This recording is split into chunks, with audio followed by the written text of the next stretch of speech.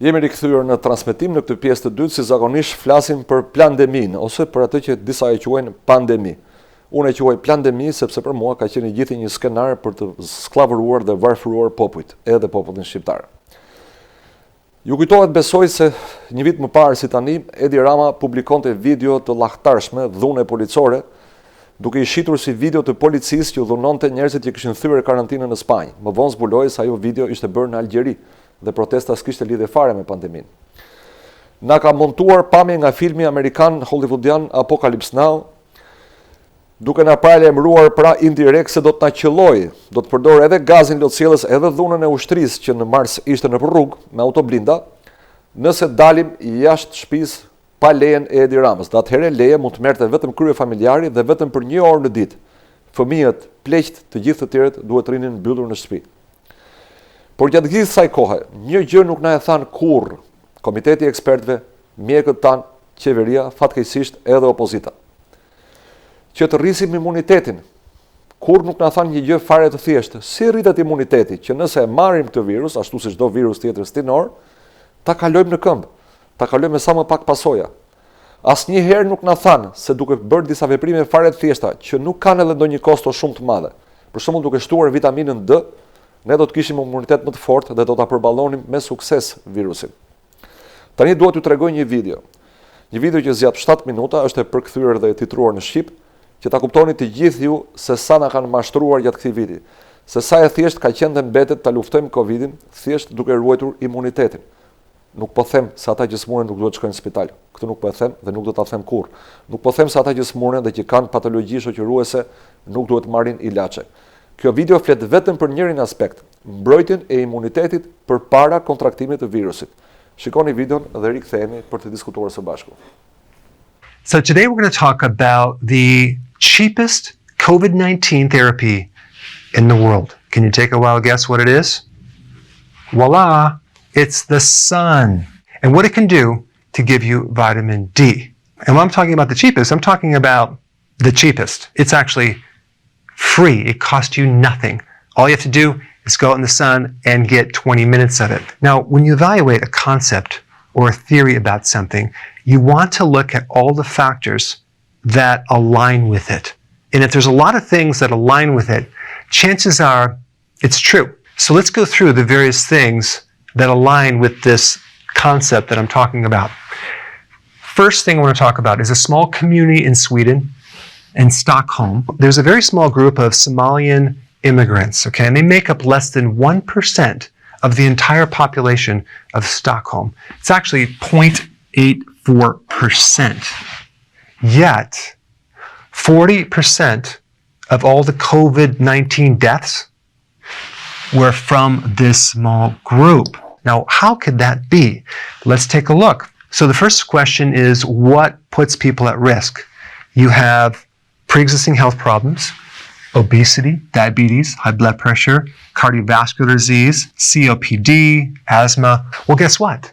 The Somalian community did not have many of these pre-existing problems, and they weren't all over the age of 60.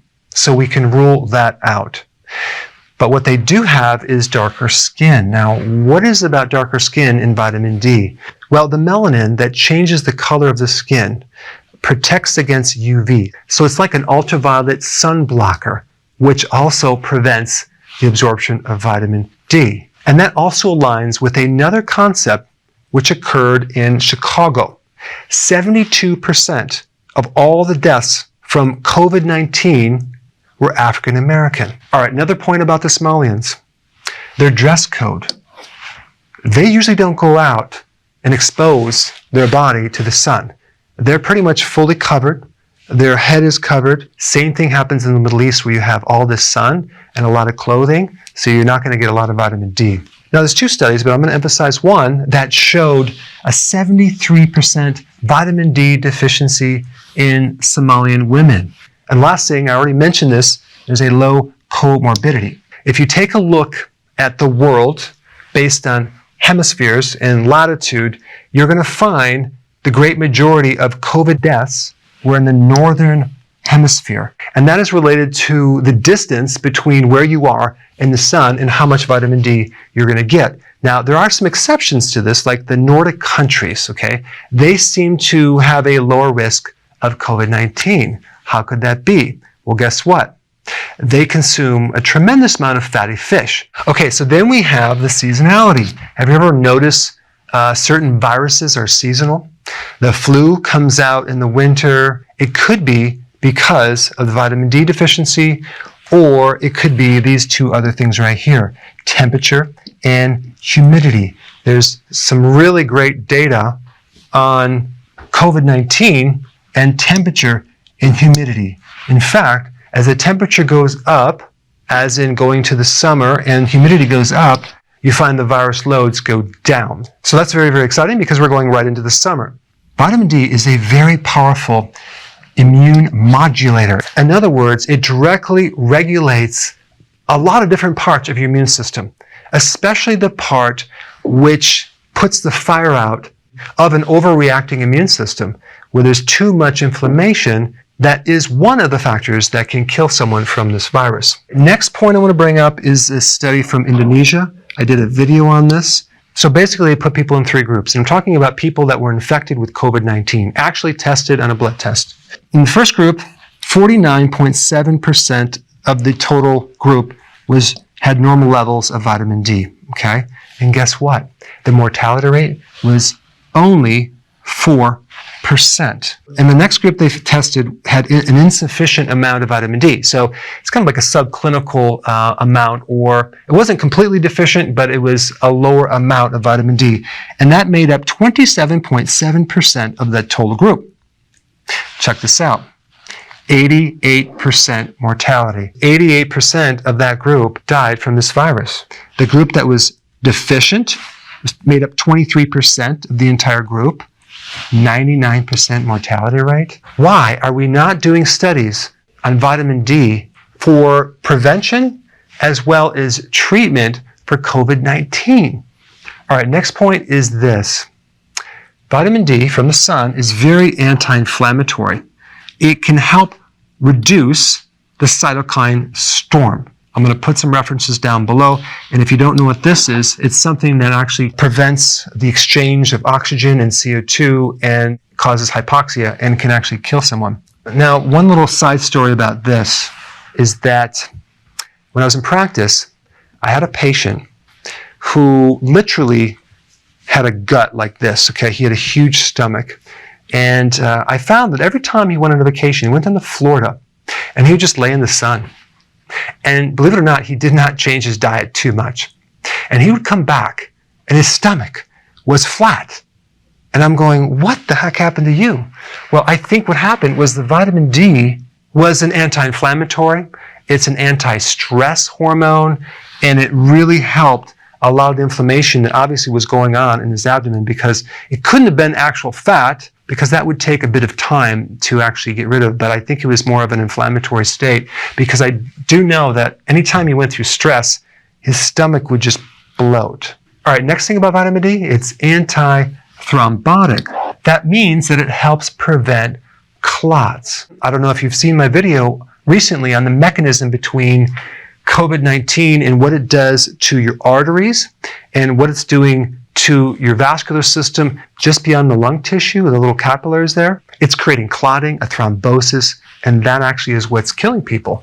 There's always a low vitamin D situation in obese patients, in diabetics, in people that have hypertension, people who have cardiovascular disease, people that have COPD, chronic obstructive pulmonary disease, and people who have asthma. In fact, children who have asthma do very well in the summer and don't do very well in the winter. And the last point is that the older you are, the less vitamin D you have. And that is one of the risk factors.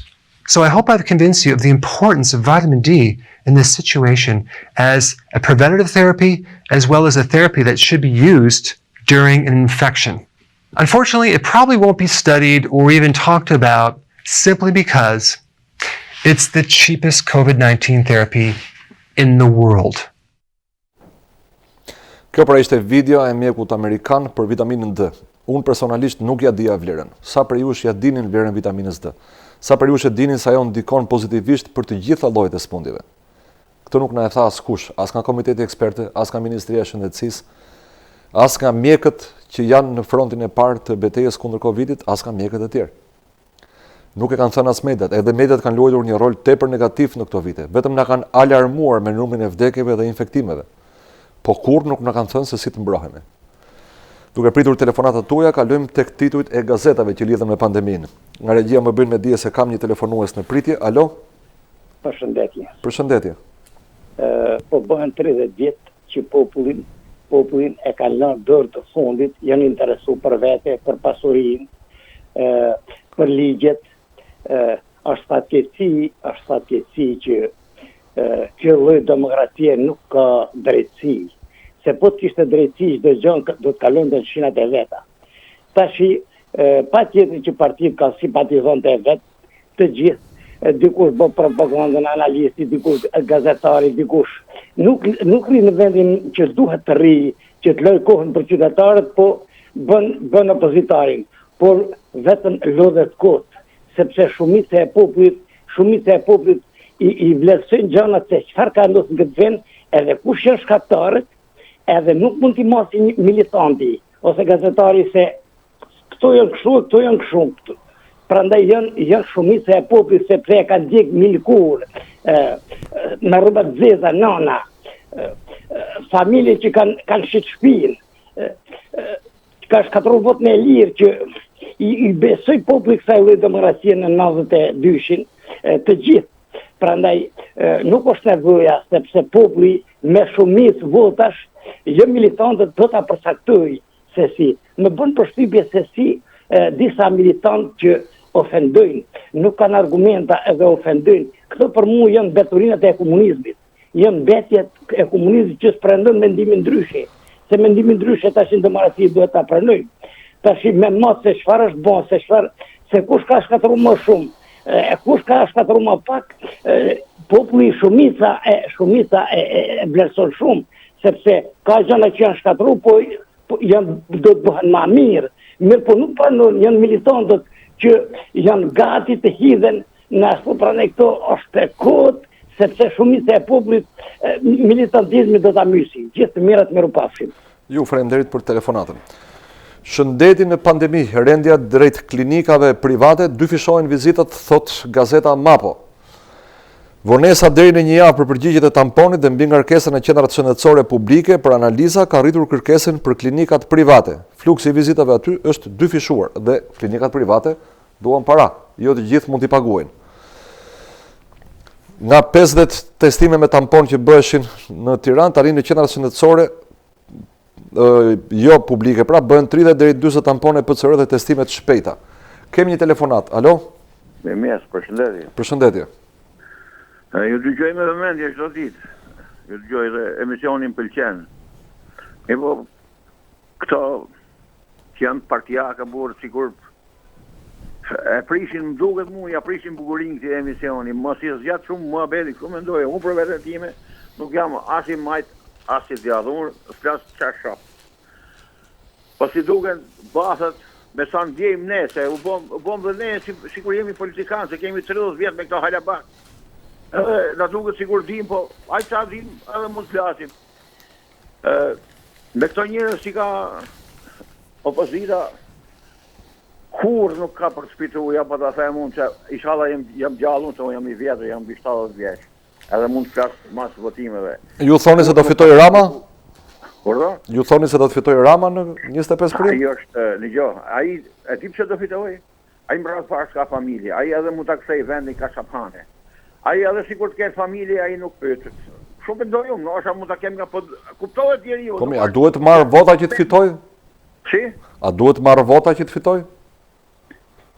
Si merr më se nuk ka kundërshtar fort, më i merr me forcë, më sa e kam. Edhe është fatkeqësi kombëtare. Po dhe opozita po të vinë pushtet me ato njerëz prap fatkeqësi kombëtare. Kështu mendoj unë, ndoshta ta thuash kush do vi, se shoh shumë njerëz që thonë do të zgjedhin të keqen më të mirë. Po pse mos të zgjedhin të mirën më të mirë, po gjithmonë Po cila është më e mira në këto zgjedhje?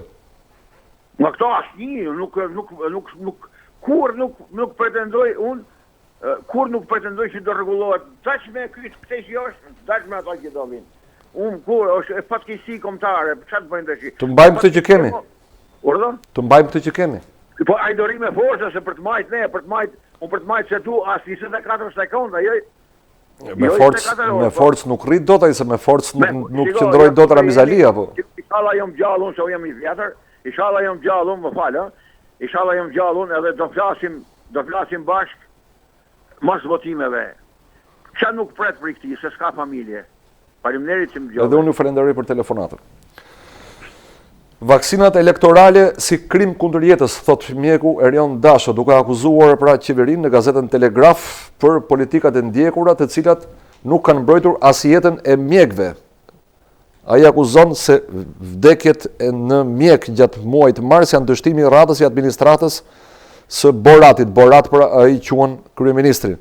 Jetët e mjekëve dhe infermierëve të humbura gjatë marsit kërkojnë hetim serioz. Kemi një telefonat tjetër, alo? Përshëndetje. Përshëndetje. Urdhëro. Do vaj telefonon se dire që sa vetëm gomarë dhe budallare. Ju lutem mbajeni pak më afër mikrofonin e celularit se kam jehon. Kam duhet dire telefonon se sa vetëm gomarë dhe budallare nuk kam plot. E bana dirën se dikush ishte për mentor gëtuar. Ti thon sa ne që kemi shokë dhe budallare. Nuk po e kuptoj çfarë po thoni, po ju dëgjoj shumë keq. Kam në gjuhë telefonos, se di se ta vetëm gomarë dhe budallare, kam florë. Nuk e bjen florë. Tani, ne që kemi florë, ku jënë ke budallare?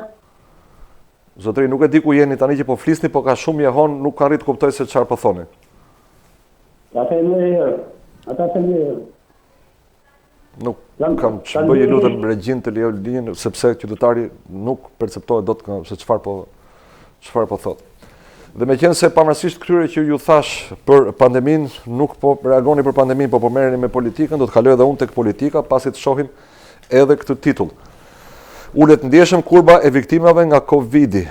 4 humbje jetësh brenda 24 orësh, sepse natyrisht po vjen pranvera. Jo sepse qeveria po bën një politikë më të mirë dhe po bie numri I vdekjeve. Do të vijë prilli dhe nuk do të kemi më asnjë vdekje. Por qeveria do të jetë prapë sipas meje me faj për mënyrën se si është sjell. Konfirmohen ndërkohë thot 3726 raste të reja pozitive për gjatë 7 ditëve, për gjatë një jave. Edhe numri atyre që janë në spitale është në rënje. Kemi një telefonat tjetër. Alo? Mirëmëngjes, urdhroni. Por nuk iku që pandemia për rrëdhëve të ai nxori tankët, nxori ushtartë, nxori mitraloza, harxhon naftë me lume, me shu, që nuk e përzuri, nuk e sa ishte I padukshëm e që dori ushtrinë që e duk, nuk e përmbadoi që ti ta vriste këtë pandeminë? Qëlloi, po nuk e zuri plumbi. Po çyshe nxori? I bëri dredha virusi. Nxori tankët, nxori makinat blindura, nxori ushtrinë, nxori për të vjedhur leka I për të mëllur ajo, që ishte ajo Spira Pali, kush ishte ministre atëherë për të vjedhur mëllojen ato hajdut leqete e naftëse. Ju që nuk dilni pas orës 8 të mbrëmjes në rrugë, nuk dini dhe një gjë tjetër. Që çdo natë dalin makinat e bashkisë edhe spërkasin me klor rrugët. Ju se dini këtë për shkakun, që vazhdojnë harxhohen parat tona për klor. Po, që disinfektojnë atë erion velien mas në azejet se ish ujti I pakët ai. Me gjitha të gjëre. Ai duhet disinfektuar I gjithi. Do marri goditje se s'bën kyre, ramsjere se qyna na ka shpif. Unë për vete time sa dela I në televizor, unë ndroj stacion alla, unë nuk e shoh dot. Unë për vete time jo. Është zgjidhje e mirë profilaktike, e bëj dhe unë. Që këte nga lushja jam. Po ta di mirë se edhe në lushje do marri humbjen më të thellë. Atje janë braqës, atje në qerm sektorin, dzurën, baglat e lobët me legena dhe ja futën në makinë dhe dhe në sektorin qerm. A I do marri dajak në gjitha drejtimet tike se në mërzitis. Aqë të netë, jo se të njetë. Ju faleminderit, zotëri, ju uroj një ditë të mbarë. Dhe, si zakonisht, unë nuk le pa përmendur, duke ju referuar gjithmonë gazetave, krimet e komunizmit, ato krime që kanë mbetur pa u ndëshkuar, që janë kultura e mosndëshkimit krimit, ka filluar pra me krimet e komunizmit, nuk ka filluar me korrupsionin në Shqipëri. Rrëfime nga ish punonjës të sigurimit në gazetën Standard. Si arrestoheshin, torturoheshin dhe vriteshin kafshërisht shqiptarët e pa faj në diktaturë. Dhe këto pra janë dëshmi në vetë të parë të atyreve që i kanë kryer këto krime, oficerëve të sigurimit të shtetit. Kemi një telefonat tjetër. Alo? Alo, mirëmëngjes. Mirëmëngjes. Qëra parë që marë. Jena shumë të revoltum, nuk di që them. Jena një popull, nuk di, të mbarum komplet. Ka 8 vjetë që vujnë si qeni, ne njerë që kena dyqanet vogla, që jena shtrejtë reshme, jena të fundohë të komplet. Nuk e di ky popull akoma flenë gjumë. Ky do një revolucion popullor, më zotni. Ky akoma është duke vjedh vota, shkonë për rroba qetësi. Po kush duhet ta bëjë këtë revolucion? Ne si popull, se s'ka kush.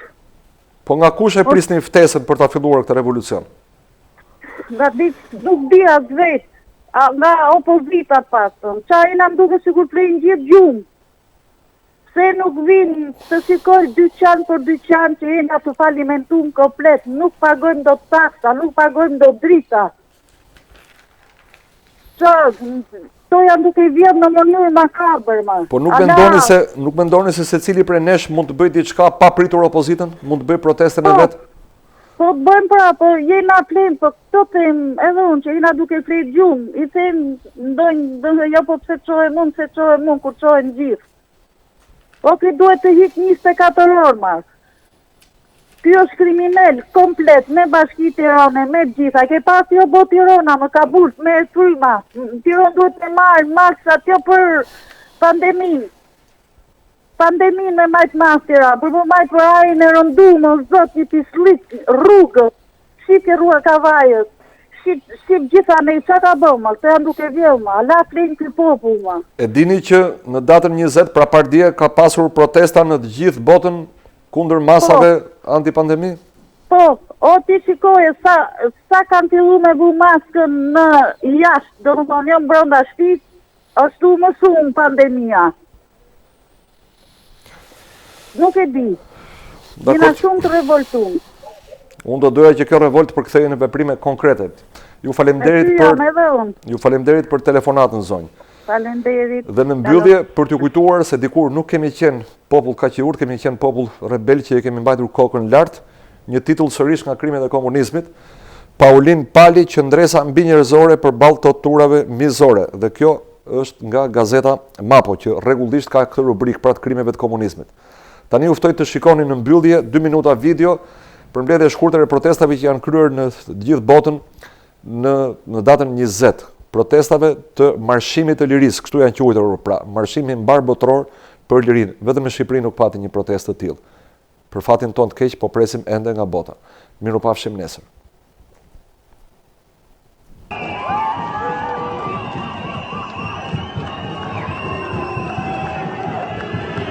Menschen unbehelligt durch die Straßen ziehen.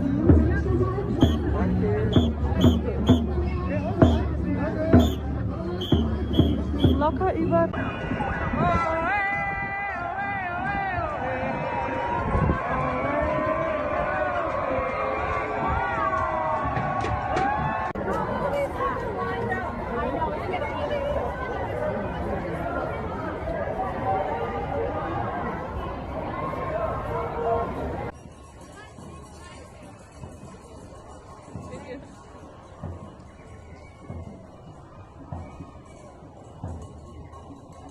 Internetverbinding. Er zijn dus een heleboel mensen die nu momenteel rondlopen. Dus dat is even een beetje moeilijk om in stand te houden, helaas. Ik doe maar stinken er best wel voor, maar...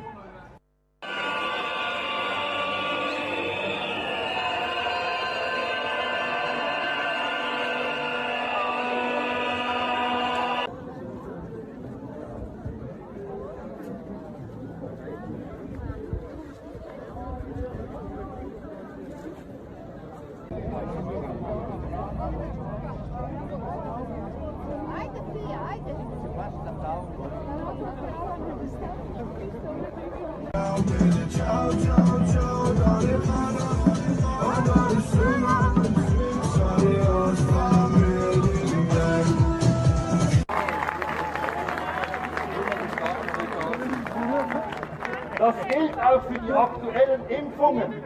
Die stand heute gar keine Impfung.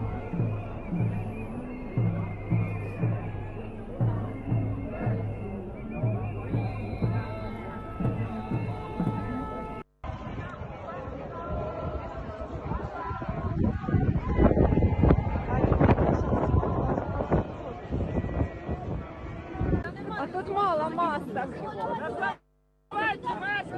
Спалення масок відбувся.